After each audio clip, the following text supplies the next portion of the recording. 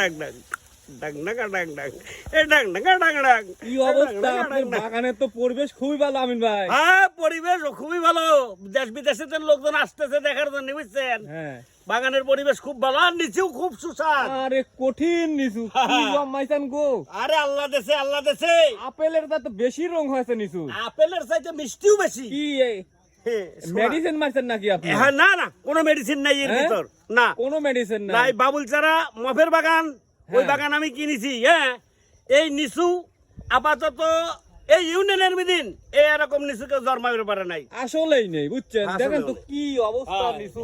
আল্লাহ দেশে, বুঝছেন? প্রত্যেকটা গাছে হারে বাবারে বাবা। এই দেখেন, এই দেখেন, এই এক জোপা নিচু আপনার ক্ষমতা নাই হাতে করে নিয়ে যাওয়া। এই দেখেন, দেখেন দেখেন, টাকা দেখেন, কঠিন। আপনি হাতে করে নিয়ে যাই পারবেন না। তাতে কত মনোজনবী মনের সাথে সাথ নাই বেটা। নিচু এইভাবে 6 বা 1000 বিক্রি হয়, হয় তাতে কত লাখ নিচু এই বাগানে। এই বাগানে আপাতত 4 লাখ নিচু আছে।